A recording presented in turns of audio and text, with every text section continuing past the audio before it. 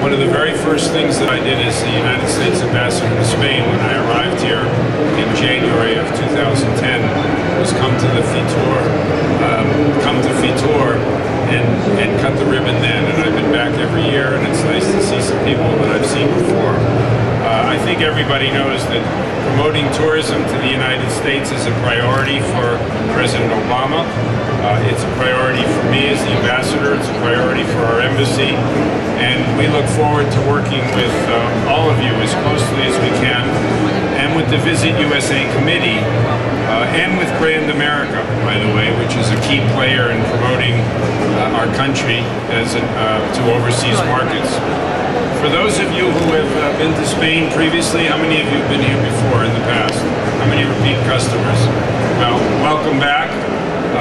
I want you to know that the Embassy and the U.S. Commercial Services and I will do whatever we can to be helpful and to make your visit here worthwhile. For those of you who are new to Spain and Fitur, how many people are new? Okay. I want to encourage you to work with our U.S. Commercial Service, and I want to thank you for participating in the show, and I hope you can make the most of your visit here. I think you've probably met our staff, but if I may, Commercial Counselor Bob Jones, Commercial Specialist Helen Crowley, Commercial Attaché Keith Silver, are all here today, and we'll be here throughout Fitur at various times, so I encourage you to talk to them and see different ways in which we can help. I know that this past year, 2012, has been a difficult one for Spain's economy. It's been a difficult few years for Spain's economy, and I know many of you have experienced the impact. I'm pleased that in 2011, Spanish travel and Spanish tourism in the United States actually went up by over 10% over the previous, almost 10% over 2010. But I do know that it's dipping, but there are still well over 650,000 Spanish tourists that are expected to visit the United States, and I hope you all get as big a share of that market as you possibly can. I've had my share of moments in the business world that weren't as good as other times, but I think all of us who have been in business have experienced the ups and downs, and we look forward to the end of this difficult period for Spain and to the beginning of a recovery.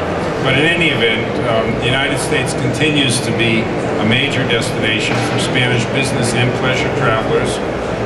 I think you know that the United States continues to be the top long-haul destination for Spanish travelers. It's also the 5th source of travelers from the European Union to the United States. And I think these rankings are in no small way testimony to the hard work and the business skill that you apply to this, and so I thank you.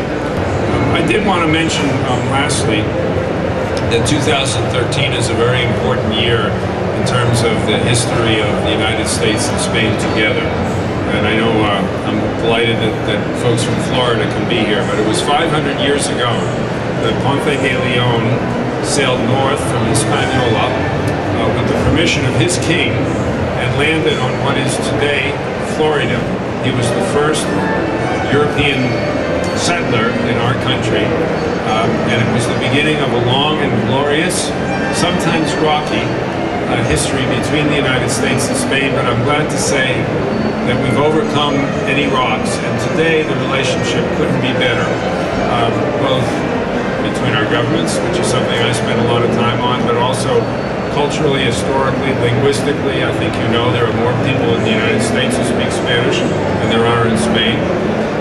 And so we're very proud of the close connection between this wonderful country and our wonderful country. And one of the best ways to strengthen those ties is to have people moving back and forth across the ocean. And so if there's anything that we can do, our commercial service office or the embassy, or frankly me as the ambassador, to try to help you in bringing more Spanish visitors to the United States, that's what we're here for. All right.